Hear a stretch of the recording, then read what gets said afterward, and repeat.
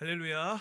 오늘 우리 수요기도에 나오신 우리 성도님들을 주님의 이름으로 환영합니다. 예배자 오뚜기와 같이 오늘 예배를 통해서 우리의 영이 다시 한번 일어서는 은혜가 있기를 간절히 소원합니다. 우리 주님께서 오늘 주신 말씀은 출애굽기 34장 말씀입니다. 출애굽기 34장 10절부터 17절까지의 말씀 우리 함께 교독하겠습니다. 제가 먼저 읽겠습니다. 여호와께서 이르시되 보라 내가 언약을 세우나니 곧 내가 아직 온 땅 아무 국민에게도 행하지 아니한 이적을 너희 전체 백성 앞에 행할 것이라. 내가 머무는 나라 백성이 다 여호와의 행하심을 보리니 내가 너를 위하여 행할 일이 두려운 것임이니라. 나는 내가 내 묵릇을 삼가 지키라. 보라 내가 내 앞에서 아모리 사람과 가나안 사람과 헷 사람과 브리스 사람과 히윗 사람과 여부스 사람을 쫓아내리니 너는 스스로 삼가 내가 들어가는 땅에 주민과 언약을 세우지 말라. 그것이 너희에게 올무가 될까 하노라. 너희는 도리어 그들의 제단들을 헐고 그들의 주상을 깨뜨리고 그들의 아세라 상을 찍을지어다. 너는 다른 신에게 절하지 말라. 여호와는 질투라 이름하는 질투의 하나님이니라. 너희는 성가 그 땅의 주민과 언약을 세우지 말지니 이는 그들이 모든 신을 음란하게 하고 그들의 신들에게 제물을 드리고 너를 청하면 내가 그 제물을 먹을까 함이며 또 내가 그들의 딸들을 내 아들들의 아내로 삼음으로 그들의 딸들이 그들의 신들을 음란하게 섬기며 내 아들에게 그들의 신들을 음란하게 섬기게 할까 함이니라. 너는 신상들을 부어 만들지 말지니라. 아멘. 질투의 하나님이라는 제목으로 하나님의 말씀을 함께 나누겠습니다. 우리가 하나님을 믿는 삶을 살아가고 있습니다. 여러분 그렇죠? 하나님을 믿는 삶을 우리가 살아가고 있습니다. 이것을 신앙생활이라고 하죠. 근데 신앙생활을 한 문장으로 요약하면 하나님과 관계를 맺고 하나님을 계속 알아가는 것이라고 할 수가 있겠습니다. 다시 한번 신앙생활이라는 것은 무엇이냐? 하나님과의 관계가 맺어지고 하나님을 계속해서 알아가는 것입니다. 이것이 없으면 신앙생활이라고 할 수가 없어요. 그러니까 신앙생활하고 있는데 교회를 다니고 있는데 하나님과의 관계 안에 있지 않는다. 그리고 하나님을 더 알아가는 것이 없다. 하나님과 교제하는 것이 없다. 그렇다면은 신앙생활이라고 할 수는 없고 종교 행위를 할 수 있다고는 할 수 있겠죠.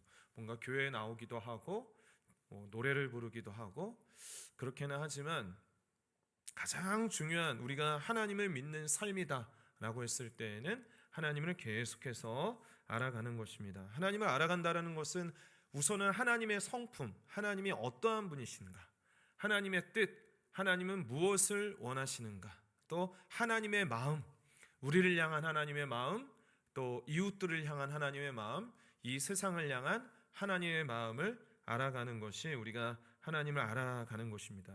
그래서 우리가 하나님을 믿는 삶을 살아가고 있기 때문에 때로는 우리의 삶이 좀 고통 중에 있을 때도 있고 슬플 때도 있지만 우리가 하나님을 알아가는 삶이 그렇다고 해서 멈추는 것은 아니에요. 오히려 더 고통 중에 있을 때, 슬픔 중에 있을 때, 우리가 우리 자신이 무너지는 경험을 할 때 그 가운데에서도 우리는 우리를 일으키시는 하나님을 또 만나게 되고 우리의 절망 속에서 우리와 함께 하시는 그런 하나님을 또 만나고 알아가게 되는 것입니다. 따라서 우리가 이 믿음 생활을 한다라고 했을 때 이만하면 됐다라고 할 수가 없는 것이죠. 왜냐하면 그 크신 하나님, 광대하신 하나님을 우리가 완전히 다 알 수 없기 때문에 그렇죠.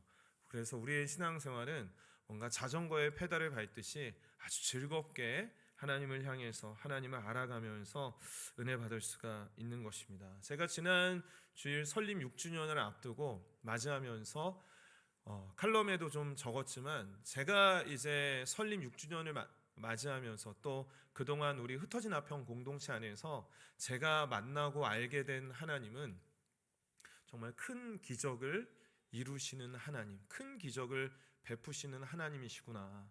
그리고 새 길을 만드시는 하나님이시구나. 없던 길도 만드시는 하나님이시구나. 그것을 제가 하나님을 깊이 만나게 되었던 것 같아요. 그래서 화평에서부터 있을 때부터 이제 담임 목사님이신 최상태 목사님이 나오셔서 개척을 하시는 그런 세기를 만드시고, 또 코로나라는 상황 중에서도 하나님께서 우리가 가보지 않은 길이었음에도 불구하고, 전혀 예측하지 않은 길이었음에도 불구하고 하나님이 세기를 내셨고, 또 너무 참 놀랍게 정말 이번에 다시 한번 생각하게 된, 어떻게 이렇게 귀한 성도님들이 이렇게 모였을까? 제가 이렇게 팔이 안으로 굽는 것도 있겠지만 참 귀한 성도님들이 이 흩어진 화평 공동체에 함께하고 있구나라는 그러한 생각, 그것이 참 기적이다라는 마음이 있었고요. 또 우리 교회가 6년이라는 짧은 역사를 가지고 있지만 선교사님도 파송됐고, 또 각 가정교회에서 선교적인 마음으로 협력도 하고 있고, 디커피와 WO를 통해서 또 지역사회를 섬기려고 하는 그 선교적인 일들을 하고 있다는 것이 정말 기적과 같다. 그래서 제가 만난 하나님은 참 기적을 일으키시는 하나님, 세기를 만드시는 하나님을 제가 흩어진 화평 공동체 안에서 만나고 경험하고 알게 되고 있습니다. 또 앞으로 우리 흩어진 화평 공동체 안에서 하나님께서 어떠한 하나님이신지를 보여주실까가 참 기대가 되고, 저의 개인의 삶에서도 그렇고 오늘 이 예배 가운데 나오신 우리 성도님들의 삶 가운데서도 하나님과 계속해서 깊이 교제함으로 인해서 하나님에 대해서 더 많이 알아가는 그러한 은혜가 있게 되기를 간절히 소원합니다.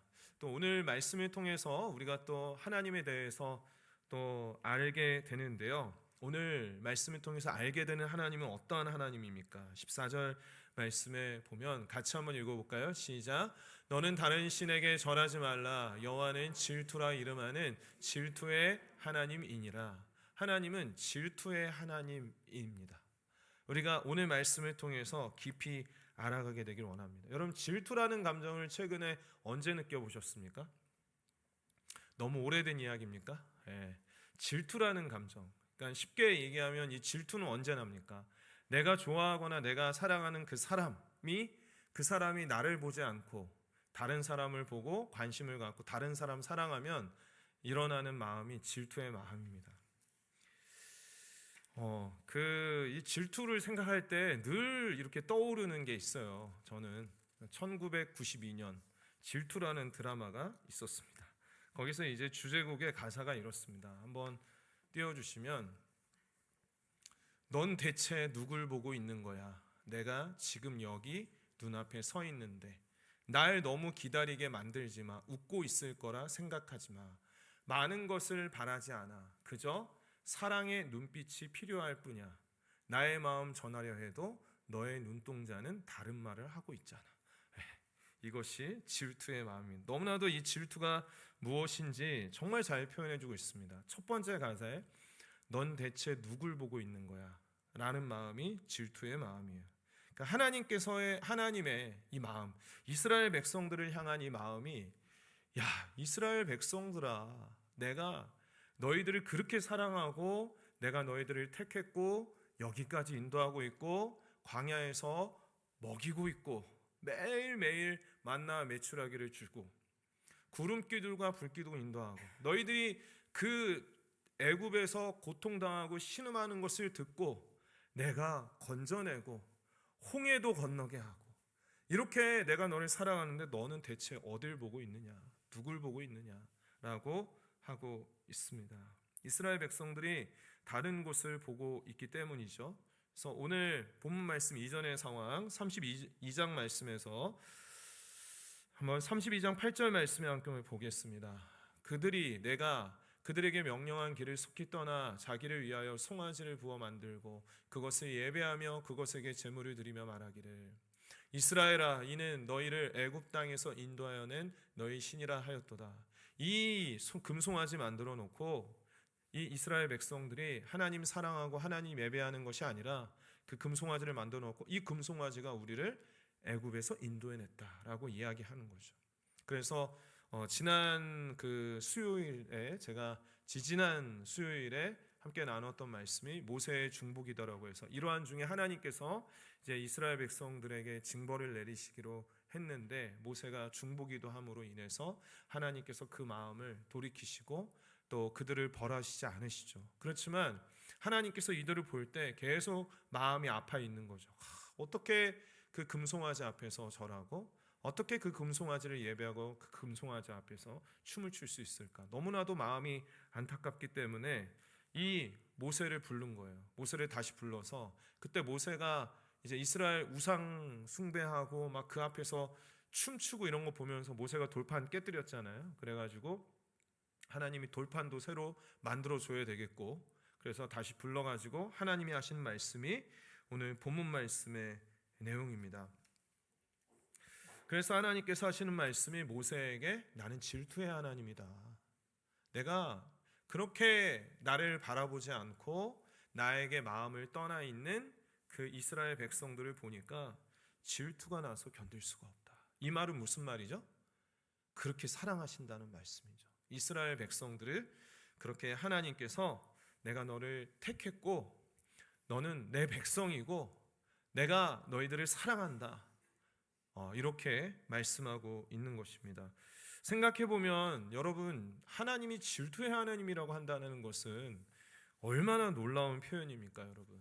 하나님이 우리에게 질투를 느끼실 정도로 우리를 사랑하신다라는 것이 얼마나 어떻게 그 은혜와 그 사랑을 우리가 가늠할 수 있겠어요? 우리는 피조물인데 하나님은 그 크신 창조주이신데 그 창조주이신 하나님이 우리를 향해서 아무것도 아닌 우리를 향해서 질투하신다라고 하는 것을 보면서 우리의 마음속에 다시 한번 그 은혜와 사랑이 그 크기가 느껴지게 되기를 바랍니다. 하나님이 우리 성도님들 딴 곳을 바라보고 있고 그 마음이 다른 우상에 빼앗겨져 있을 때, 그 마음이 하나님이 아닌 나를 향해 있을 때 하나님은 질투하고 계세요. 이제 앞으로 우리가 또 예배 드릴 때나 개인적으로 또 묵상을 할 때나 개인적인 삶을 살아가고 주어진 일들을 뭐 직장에서나 집안에서나 어떠한 일을 할 때라도 우리가 만약 딴 생각하고 있고 하나님 바라보고 있지 않다면 하나님 질투하시겠구나, 이러한 생각을, 그러한 마음을 가지시기를 바랍니다. 그래서 교회 학교에서 요즘도 부르는지는 모르겠는데 옛날에 뜨거 주님의 사랑 이 찬양 있었거든요. 주님의 사랑은 태양보다도 더 뜨거워. 그래서 하나님의 사랑이 이렇게 크신 줄을 믿습니다.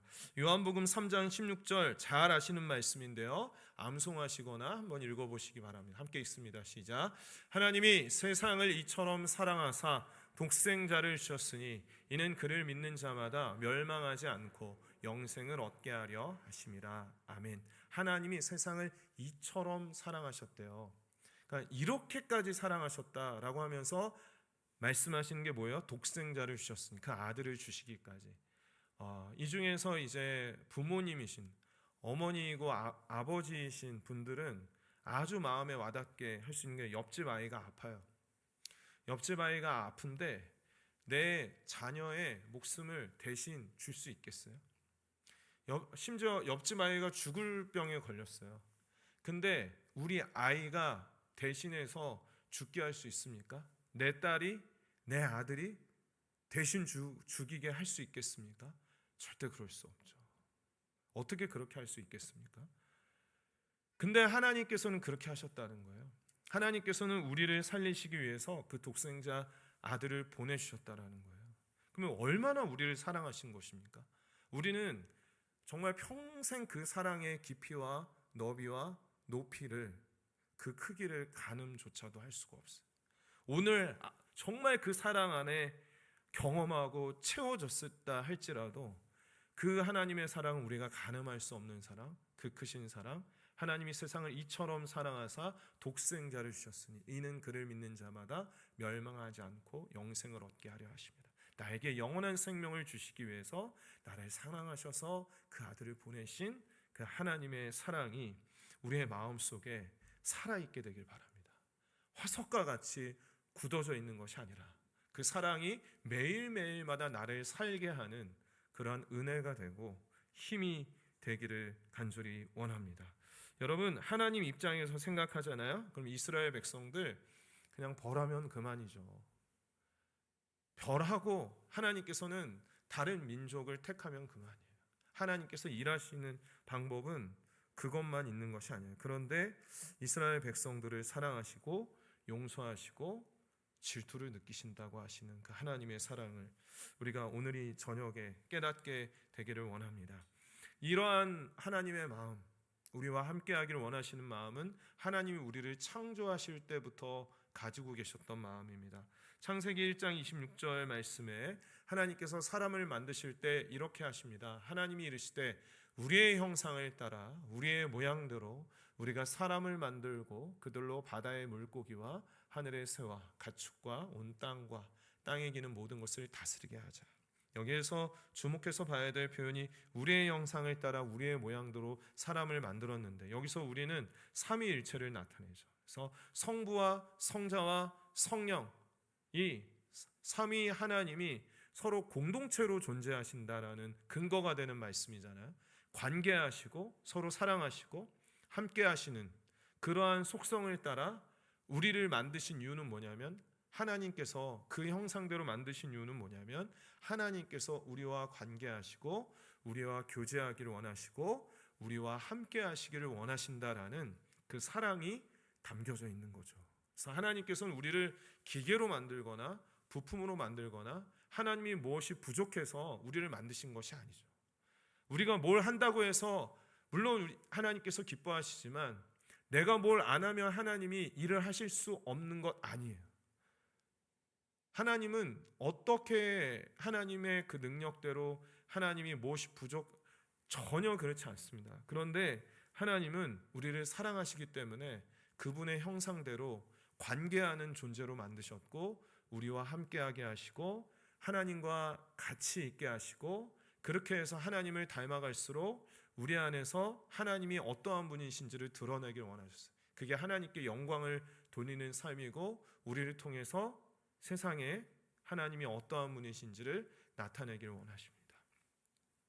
그것의 가장 근본적인 그렇게 될 수 있는 이유가, 하나님은 우리를 너무 사랑하셔서 하나님의 형상과 모양대로 만드시고 우리와 함께 하시기 때문에 그렇죠. 예수님께서는 포도나무와 가지의 비유로 이것을 말씀하셨는데, 요한복음 15장 5절 말씀을 우리 같이 한번 읽을까요? 시작. 나는 포도나무요 너희는 가지라. 그가 내 안에 내가 그 안에 거하면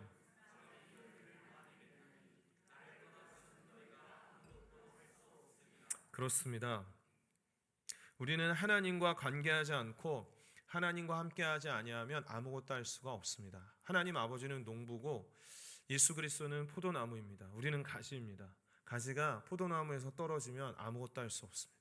열매를 맺을 수 없습니다. 우리가 예수 그리스도를 통해서 하나님 안에 있지 않는다면 우리는 아무것도 할 수 없어요.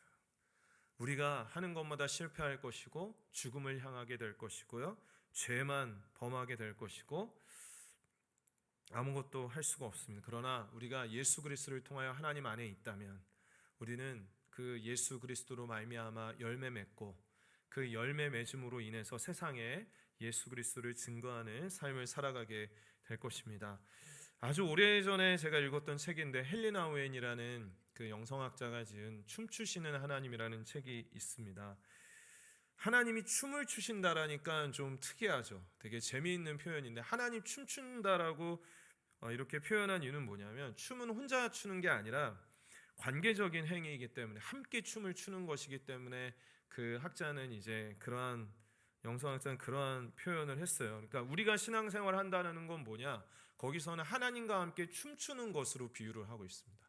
하나님이 주도적으로 이제 춤을 춘다라는 것은 관계를 맺어가신다라는 건데, 하나님이 주도적으로 춤을 추시면서 우리를 그 춤으로 초대를 하시고 성령의 리듬을 가지고 일을 하는 거죠. 하나님과 관계하면서 오늘 이 예배를 드리는 것도 거기서는 이제 하나님과 우리가 춤을 추는 거라고 생각을 해요. 관계하고 맺어가. 우리가 선교하는 것도 마찬가지, 사역하는 것도 마찬가지. 지난 주일 우리가 설립 6주년을 맞이해서 샐러드도 나오고 고기도 먹고 막 이랬는데, 그러한 주방 봉사하는 것도 하나님과 춤을 추는 것으로 거기서는 표현을 해요. 그러니까 하나님의 관계 안에서 이 모든 것들이 이루어지는 거예요. 오늘 이 예배를 드리는 것도 하나님 관계 안에서 마치 같이 춤을 추듯이 일하는 것이죠. 저도 사역을 할 때 하나님과 춤추듯이 사역을 하는 것이고, 그리고 우리 성도님들도 신앙생활 한다라는 건 뭐냐면 하나님과 춤을 추는 것이다. 하나님과 그 관계 안에서 관객으로서 그냥 앉아서 멀뚱멀뚱 구경하는 것이 아니라 하나님과 직접 관계하고 함께하면서 그 무대에서 함께 춤을 추어 나가는 것이다라고 그렇게 이야기하는데요. 그 책에서는 이렇게 이야기합니다. 한번 보여주시면 신앙은 규칙을 지키는 삶이 아니라 하나님과 함께 움직이는 삶이다라고 말을 하고 있습니다. 그러니까 우리가 형식적으로 뭔가 굳어져 있는 그러한 바라보기만 하고 관망만 하는 그러한 신앙생활을 하는 것이 아니라 우리가 교육훈련을 받으면서 예배를 참여하면서 사역하면서 또 때로는 봉사하고 또 선교하고 하나님을 위해서 헌신하고 물질을 드리고 삶을 드리고 은사를 드리고 시간을 드리며 사역을 한다라는 것은 하나님과 춤을 추면서 관계 안에서 그 일들을 행하게 되는 것이죠. 얼마나 아름다운 삶입니까? 너무나도 적절한 그러한 비유인 것 같아요. 여러분, 한번 여러분의 신앙생활을 한번 점검해 보시기를 바랍니다. 여러분의 신앙생활은 마치 규칙을 지키듯이 그렇게 하고 있는가? 아니면 하나님과 함께 늘 함께하면서 마치 춤을 추듯이 그렇게 신앙생활하고 있는가? 이스라엘 백성들을 우리 다시 본문 말씀으로 돌아오면 이스라엘 백성들은요 어떠한 규칙을 지키는 정도는 했을지 모르겠으나 하나님과 함께하고 하나님을 사랑하고 하나님을 알아가는 그러한 백성으로서 남지는 못했어요. 그래서 눈앞에 모세가 사라지게 되고 시내산에 그 한 40일 동안의 비우는 그 시간들을 통해서 이스라엘 백성들이 조급해지고 불안해지고 하나님과 함께하는 게 아니라 당장 내가 붙잡을 수 있는 내 눈에 보이는 금송아지를 만들어내서 그 앞에서 절하고 예배하고 제사를 드리고 그 앞에서 막 춤을 추는 그러한 악한 모습을 보게 되었던 것이죠. 하나님 이스라엘 백성들을 너무나도 사랑하시기 때문에 그 모습을 보고 그냥 있을 수가 없었어요. 그래서 모세를 불러서 내가 너무 질투가 난다라고 하시는 것이죠. 우리의 신앙생활은 어떠한가 한번 돌아보게 되기를 원합니다. 내가 하나님을 바라보고 있나? 교회를 다니고 예배를 드리면서 또 기도하면서 내가 과연 내 마음속에 다른 우상들을 가지고 그냥 하나님 앞에서 딴 마음 가지고 있는 것은 아닌가?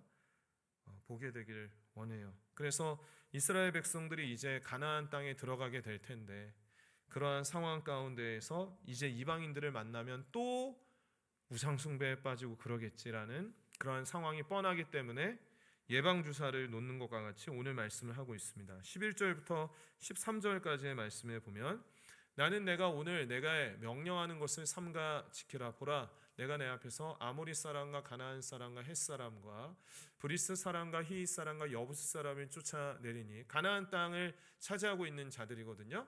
그렇게 되면 너희들이 이제 가나안 땅에 들어가면 아직 들어가지 않았지만 들어가면 어떻게 해야 되느냐? 너는 스스로 삼가 내가 들어가는 땅의 주민과 언약을 세우지 말라. 그것이 너희에게 올무가 될까 하노라. 걱정되는 거예요. 하나님께서 너희는 도리어 그들의 제단들을 헐고 그들의 주상을 깨뜨리고 그들의 아사랴상을 찍을지어다라고 합니다. 그래서 지금 가나안 땅에 들어가게 되면 가나안 땅에는 지금 이방신을 섬기는 그러한 원주민들이 살아가고 있어요. 지금 이스라엘 백성들이 거기에 들어가면 또 그 사람들과 관계하고 혼인하면서 또 마음을 빼앗길 것이 분명하기 때문에 하나님께서는 들어가자마자 그 단들은 다 무너뜨리고 그 주상들을 깨뜨리고 아세라 상 그러한 것들은 다 찍어버리라 라고 이렇게 말씀하고 있습니다. 그리고 16절과 17절 말씀에서도 또 내가 그들의 딸들을 내 아들들의 아내로 삼음으로 그들의 딸들이 그들의 신을 음란하게 섬기며 내 아들에게 그들의 신들을 음란하게 섬길게 할까 함이라. 혼인하지 말라라는 것이죠. 그리고 너는 신상들을 부어 만들지 말지니라. 믿음의 순수성을 지키기 위해서 거기에 가서 이방 여인과 또 혼인을 하게 되고 그걸 통해서 이방 문화가 들어오고 우상 숭배가 들어오게 되고 그렇게 되면 어떻게 돼요? 하나님 또 바라보지 못하고 하나님을 예배하는 것이 아니라 하나님과 춤추는 삶이 아니라 그들이 하나님을 떠나서 이방 우상 앞에서 춤추는 그런 모습으로 될 것이기 때문에 하나님께서는 오늘 말씀을 통해서 나는 질투의 하나님이다. 그리고 예방주사를 놓듯이 하나님께서는 그 땅에 들어가게 되면 모든 우상들, 그 제단들을 다 무너뜨리고 사로뜨리고 이방 여인과 혼인하지 말고 절대 우상 만들지 말아라 라고 이렇게 말씀하고 있습니다. 근데 그 이후에 바로 가나안 땅에 들어가지 못하죠. 또 불순종하고 믿음으로 그 땅을 바라보지 못했기에 광야에서 40년을 통과하고 그리고 출애굽 2세대가 이제 들어갈 때 하나님께서 새로운 계명 신명을 주시죠. 신명기. 근데 그때 또 반복해서 하시는 말씀이 이것입니다. 신명기 4장 23절 24절 말씀에 보면 너희는 스스로 삼가 조심해라. 너희의 하나님 여호와께서 너희와 세우신 언약을 잊지 말고 내 하나님 여호와께서 금하신 어떤 형상의 우상도 조각하지 또 우상 숭배할 것 같으니까요. 내 하나님 여호와는 소멸하는 분이시요 질투하시는 하나님이시니라. 하나님에 대해서 이야기할 때 질투하는 하나님이다. 여러분, 우리의 마음이 하나님께서 떠나 있을 때 하나님께서는 질투하십니다. 마음 아파하십니다. 우리의 신앙생활은 규칙을 지키는 것이 아니라 하나님과 함께 춤을 추는 것입니다. 하나님과 관계하고 함께하고 어려운 상황에서나 아니면 기쁠 때나 우리가 예배를 드릴 때, 봉사할 때, 사역을 할 때 어떠한 순간을 가정교회 안에서도 마찬가지고요. 정말 그 모든 것들이 하나님과의 관계 안에서 하나님이 어떠한 분이신지를 계속해서 알아가고 하나님과 동행하고 그 춤을 춤으로 말미암아 우리의 삶에 어떠한 선의 리듬들이 생겨나고요. 악의 리듬들을 타고 죄의 길로 걸어가는 것이 아니라 정말 의의 리듬으로 선의 리듬을 가지고 하나님 앞에 살아가는 우리 모두 되기를 원합니다. 마지막으로 신명기 6장 4절과 5절 말씀 함께 읽고 그리고 함께 찬양하겠습니다. 함께 읽습니다. 시작. 이스라엘아 들으라. 우리 하나님 여호와는 오직 유일한 여호와이시니 너는 마음을 다하고 뜻을 다하고 힘을 다하여 내 하나님 여호와를 사랑하라. 아멘. 사랑의 고백을 함께 드리며 찬양하도록 하겠습니다. 사랑합니다 나의 예수님 함께 찬양할까요?